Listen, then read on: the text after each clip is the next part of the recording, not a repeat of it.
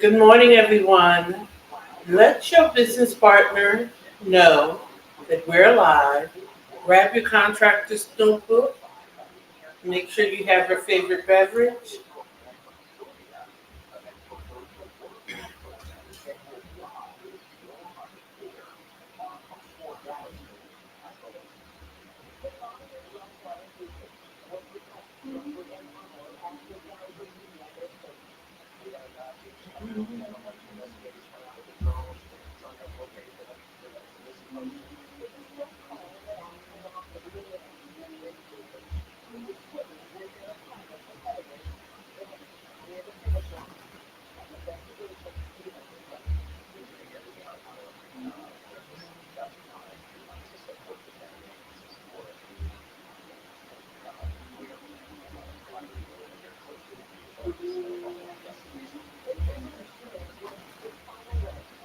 Good morning, everyone. Good morning. I hope everybody who was in the path of the storms weathered them safely.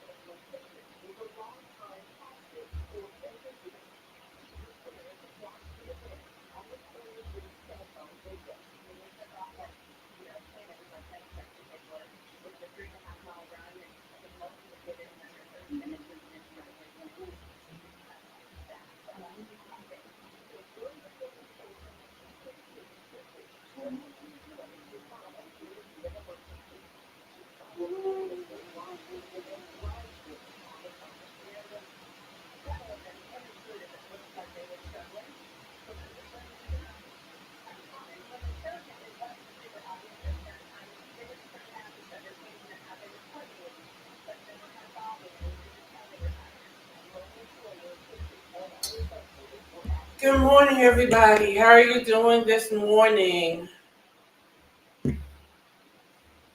Welcome to this morning's installment of Contracting Chatter. I am your host, Luciana Turner.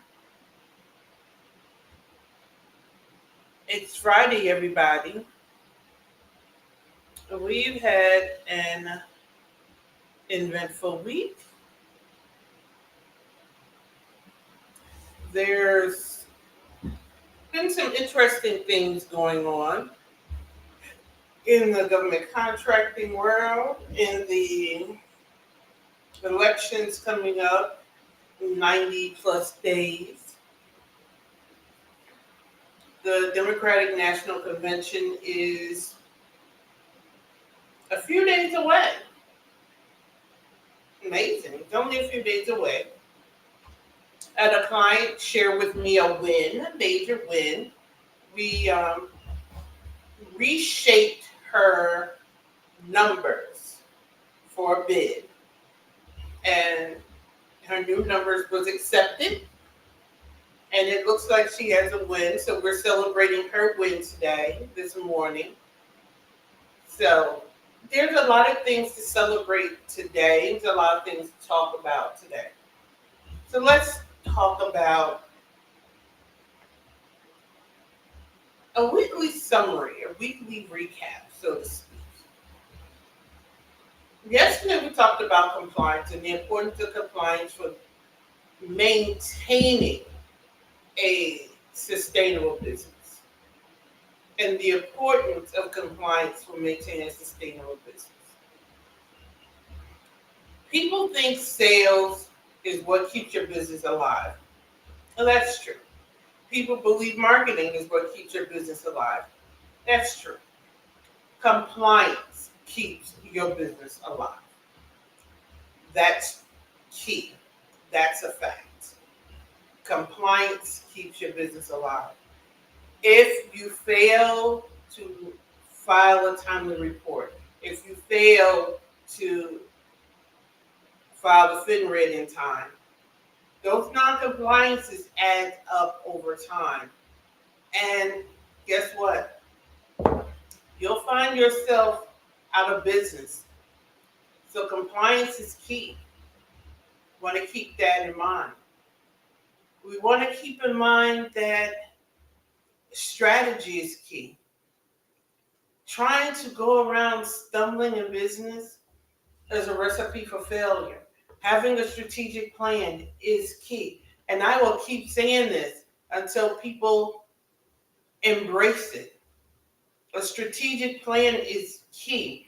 Government contractors, you need a plan for your business and you need a plan for your contracting. As somebody's saying, it's the same thing. It may be, it may not be. It depends on which type of contractor you are. If you are contracting business, it is the same thing. If you're a revenue generating contractor, it isn't.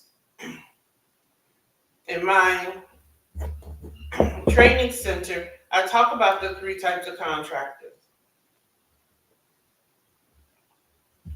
And I'm dressed to the nine because I'm doing some recordings today, and I'm actually expand on that. I'm gonna actually expand upon that on that training for the three types of contractor. So be on the lookout for that. We were talking about why the election is important. It doesn't matter if you're political or not. That's irrelevant. What's important is understanding how the person who sits on Pennsylvania Avenue influences the flows of dollars. They influence policy. And the person at Pennsylvania Avenue influence on policy affects your business. And you should be aware of what's going on locally. Do you know who your governor is? Do you know who your mayor is? They influence local policy. So you should be just as aware, just as up in arms, just as key and honed in on your local elections as you are the national elections. All of these people influence and have an effect on your business. The fact that you can run your business out of your home is because of legislation. So attend your local business, attend your local Chamber of Commerce events, attend your local budget events. Hello. You need to understand the flow of money. And once you understand the flow of money, you can hone in on what is important and the key markers for the next government year or for the current government spending. These are all important. To further recap, we talked about integrity in business. This is often overlooked, seldom discussed, but is very important.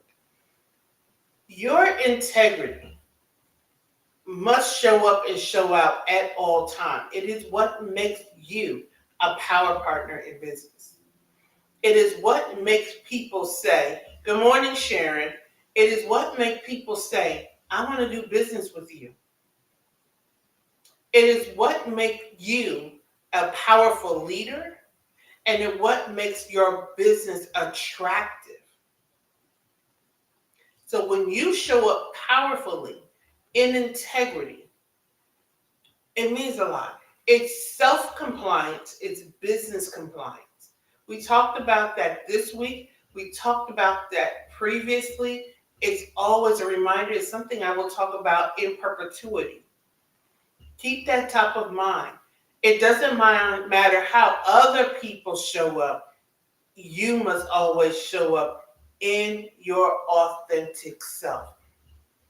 I have a new podcast coming out, Mindset Matters, in addition to Contractors Conversation. And I'm telling you, people always make how they show up depending upon others. And your showing up should never be dependent upon how others show up. Never. Your showing up should always be dependent upon who you are. If you are taught, the old folks say tossed and driven by what other people do, That says more about your character than it says about other people. And it says, and it's a bad reflection upon your business practices. I'm not saying be a pushover, but I'm saying your integrity should outstand and withstand whatever goes on. I'm just saying. There are things that should always withstand, and your integrity should withstand all storms. Just a reminder, we're just doing a brief recap and overview of things that we have discussed this week and over the last few weeks as we reset and move forward with the new content for next week. I have some new classes coming out, and we need to shift the mindset in order to go further and to go higher. A lot of people's problem in business is mindset. You can't go further because you're working and operating with a poor mindset. And until that shift occurs, until you flip that switch, you'll always be wandering in the desert, trying to figure it out. And that is just, a lot of people are wandering and not meeting that next goal because the mindset hasn't occurred. That mindset shift hasn't occurred.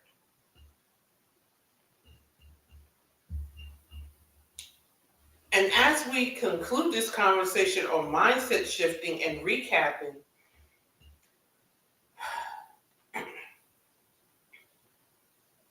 we have to ensure that we're not running our business from our minds.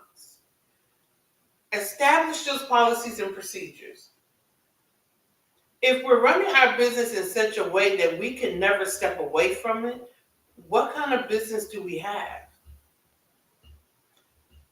We should be running our business so that we can attend those meetings, so that we can attend those budget hearings, and our employees can step into our place and operations don't cease. That we can take a vacation and operations don't cease. That we can get sick and operations don't cease.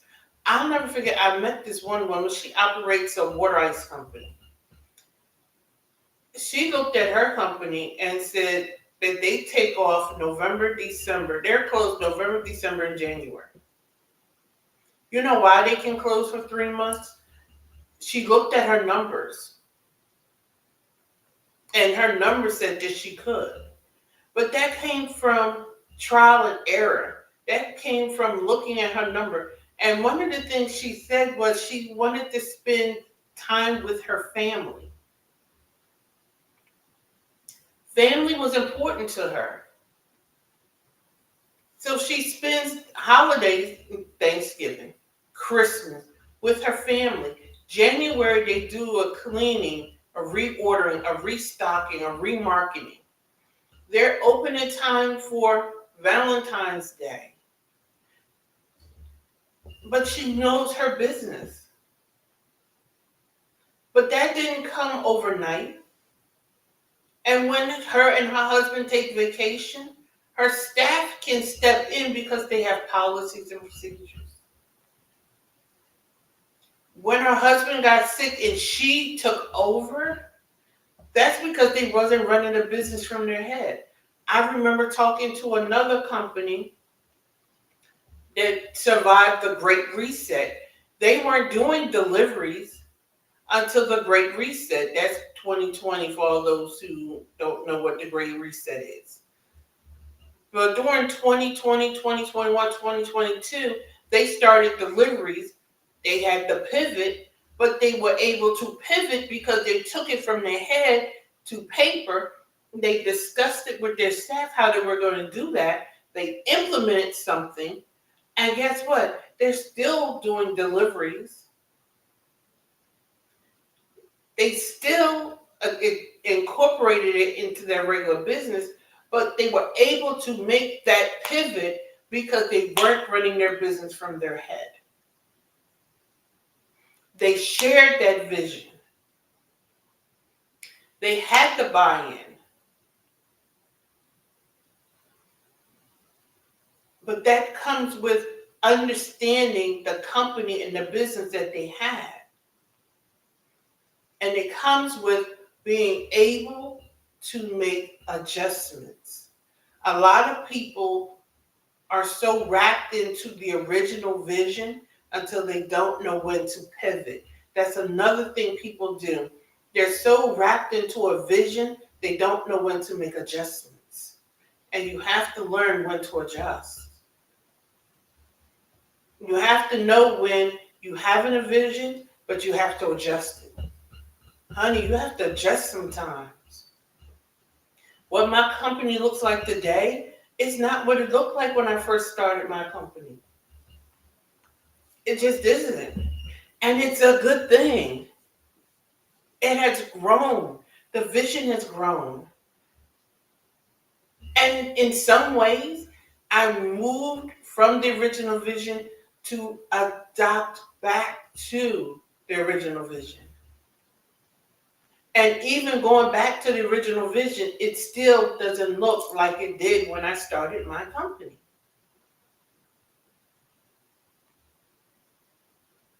But that's the beauty of it. But that's what all I wanted to share with you today. Just a brief recap as we reset for next week.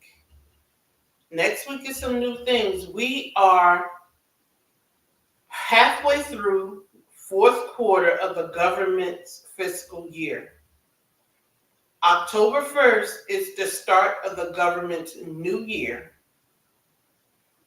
We're halfway through low-hanging fruit season, but we're also halfway through the year.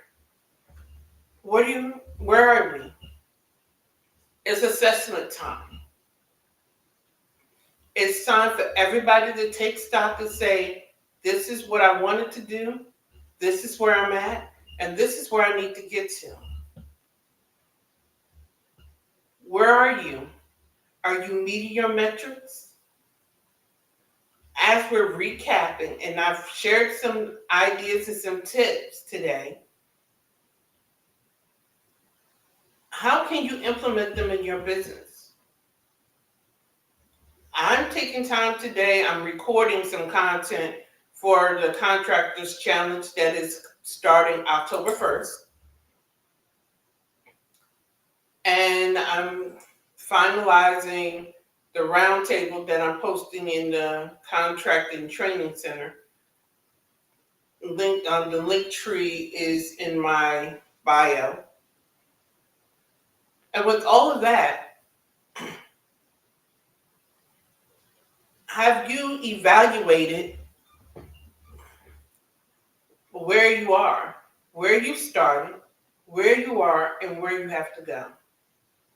Celebrate the small victories, whatever they are, and evaluate how far you need to go. And with that, for those of you still in the path of the storm, be safe, stock your supplies, and I'll see you Monday morning at 7:30 a.m. for another installment of Contractors Chatter. I'm Luciana Turner, your host. Today's a short live because I have some content I need to get out. But just take what I shared with you this morning to heart. If you missed it, that's all right. Just go to my YouTube channel, LT&A Consulting Group. All of the previous episodes are there. You can binge it, take notes, and then join me live at 7:30 a.m. Eastern Standard Time, Monday morning. And I'll see you later. Have an amazing weekend. Be safe.